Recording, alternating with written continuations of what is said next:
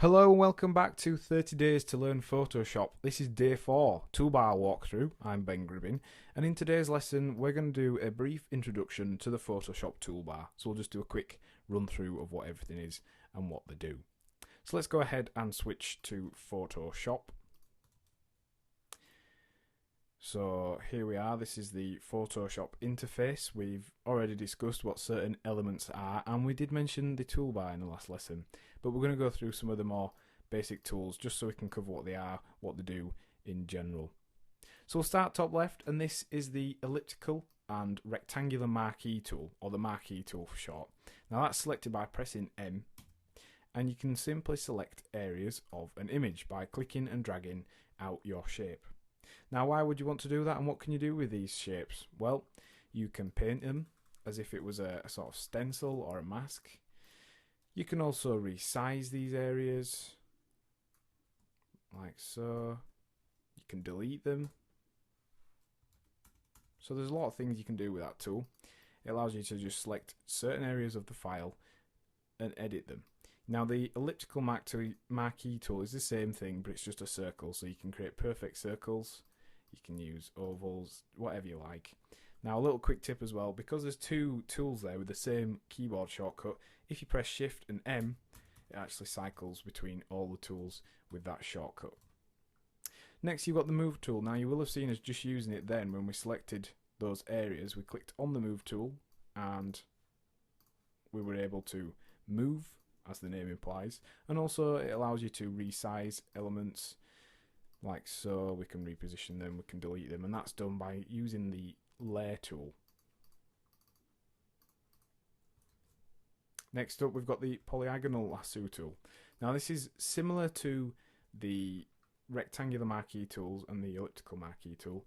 However, they are more of a polygon shape. So in this case, if we to draw around our fire flames here, basically every click you do creates a point until you join up the selection. So you click from one point to the next, and it allows you to create very quickly complex and detailed selections. So you can see there, we've made a pretty decent complicated selection very quickly.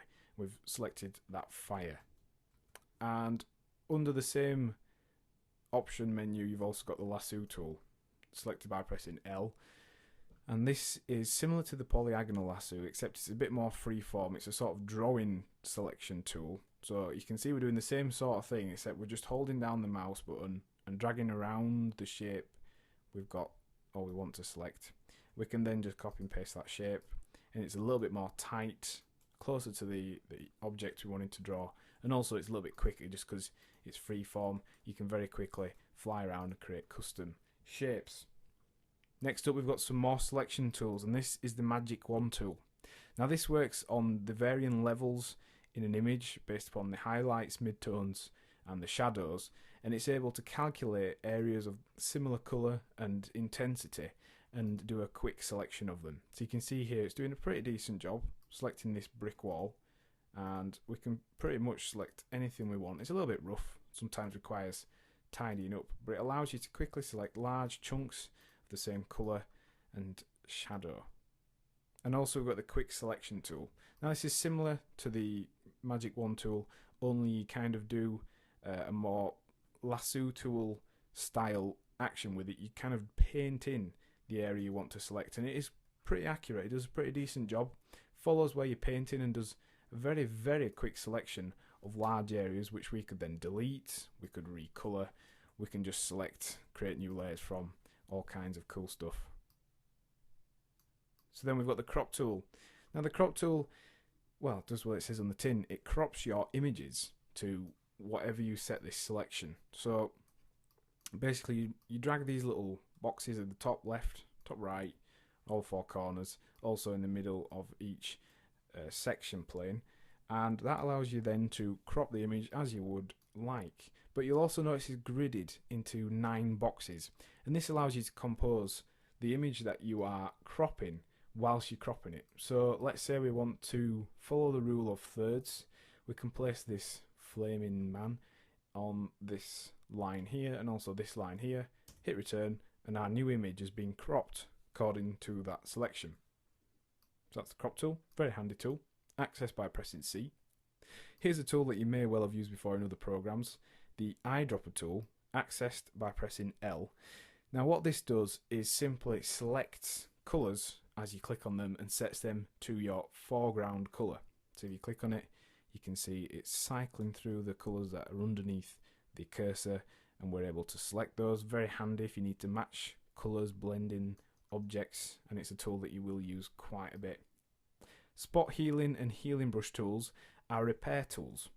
Now what these do is they remove artifacts, dust, speckles, noise. They do a pretty decent job. It's all automatically done on the fly by the Photoshop program, so it's all computer generated. If we just go ahead and select a source, we're able to actually go over areas and repair them. So it does a pretty decent job here of removing these flecks of oil. We could perhaps remove some of these brick joins and things like that. So it's a great way of taking old photographs, completely repairing them, and just being able to repair any damaged folds, creases, tears, anything like that once you've scanned them in. The spot healing brush does a similar sort of thing, except you don't have to define a source for where you're repairing your image from. You just literally paint, and Photoshop does its best job possible of trying to repair the area that you have set. So if we try and remove those oily bits there, it does a pretty good job of removing them by calculating what's around that area without those images and artifacts. Now the brush tool, that is something that is used a lot, and you can actually, unlike a lot of other programs, add brushes to the Photoshop brush tool. You can define your own brushes. It's very simple. All you need to do is, if you go onto this panel here, you're able to select the different brush heads. You can set the hardness, the sizing, all kinds of pretty advanced settings, and these allow you to create some really highly detailed graphics. And again, it just works like any other paintbrush would. You just simply draw with your mouse, and that creates the area of colour that you want to do. You can change the opacity and all kinds of things, but again, don't worry, we will be looking at this further into the lesson. Then we have a clone stamp tool. Now this is kind of like the spot healing tool, only it's manual. So you select an area and it will actually duplicate that area wherever you want it to go. So you can actually do manual repairs of a photograph. If, for example, you think the Photoshop interface and software isn't quite doing a good enough job, you can actually go through, and this is what you'll see magazine photographers work on. They will use this tool to manipulate images to make them as they want them to appear.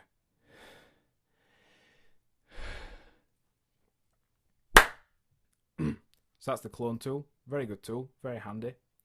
The pattern stamp tool is a similar sort of thing, only it will clone in a pattern. And then we've got the history brush tools and art brush tools. Now the history brush does basically what it says on the tin. So I'm just going to quickly apply a filter to this image so we can show you what the history brush does. It basically works in reverse to the brush tool. So wherever you paint, it will actually return your image to the one that is saved on the hard drive and how the original document looked. So this is quite a handy tool. If you've been doing some editing to an image, you can actually just quickly return it to how it was originally. So that's the brush tool, a history brush tool. The art brush tool, that is a very similar thing, except it allows you to create faux paintings or pastel drawings by simply going over an area. It will actually convert a graphic into these kind of almost collage style images. Eraser tool does what it says on the tin, simply erases and takes you back to a transparent layer, which is handy if you're working with multiple layers. You've also got the gradient tool. Now this can be used to create gradients, and we've also got the paint bucket tool, which works slightly differently to programs such as Microsoft Paint. Because we've got a photograph open here and we're on the photograph's layer, whenever we put in the colour, it will work out the area you want to put the colour. So you can actually use it to fill in spaces. We can make things different colours. Whereas if you were to have a completely empty layer, it will just fill it with that solid colour. Moving on, we've got the blur, sharpen and smudge tools. The blur tool, as you would think, blurs photographs and the images you're working on. Sharpen tool creates a sharper It actually goes to the pixel level and sharpens things up. And the smudge tool allows you to smudge certain elements underneath the brush. You can literally just pull them backwards and forwards as you wish. So let's just try that now. Look, you can see it's quite heavily smudging it there, but if we were to turn down the strength, it would be a more subtle smudge. So we can use that to manipulate images. And then we've got the dodge, burn and sponge tools. The dodge tool actually lightens up the levels of wherever you are painting, while the burn tool will darken the shadows under that area, so you can create custom images with levels that are different here to here. And don't worry about levels, we'll talk about those in one of the lessons in this course. Whereas the sponge tool literally just removes colours, so it's like soaking up the colour from within that area you're painting, and you can change the mode to oversaturate an area as well. Then we've got the pen tool. We're going to do a whole lesson on this because it is a very handy tool for creating custom shapes within the Photoshop interface. You can do curves, create paths, turn this into a selection, all kinds of wonderful stuff with that. Text tool does what it says on the tin, creates text. You can change all the fonts, anything you wish to do so. And then we have the path selection tool, which goes along with the pen tool. That will just select a shape that you make with the pen tool. Then we've got the custom shape tool, which is a really useful option within Photoshop. You can create custom shapes yourself. You can download them, purchase them from websites like Graphic River, and then you can use those in your Photoshop documents. But also it's got built-in support for rectangular shapes, for rounded rectangles, for triangles and polygons, for ellipses, which is just basically a circle, and also for lines. And you can change all options on the option menu, but we'll cover those as we get to them. And then finally we've got the pan and zoom tool, which we've already covered in the previous lesson, so you should know by now that those are for zooming in and out, as well as moving around an image together with the navigator panel. Then at the bottom we've got the colour palettes, foreground and background colours. You can reset them by simply clicking on this little icon, the black and white icon down here, but you can also quickly reverse them by hitting the little switch foreground and background colour button there. And then finally we've got the edit in quick mask mode button at the bottom. So that's the toolbar within Photoshop. This is just a very brief run through, and we will be looking at each tool in detail that we've talked about. So what have we learned in today's lesson? Well, we've had an introductory overlook of Photoshop tools and their general uses. And the task for this lesson is to familiarise yourself with each of the tools, the place that they're in, and also, if you can, the shortcuts it will make working with Photoshop a lot quicker. Next time on 30 Days to Learn Photoshop, we'll be looking at sidebar panels. Thanks for listening.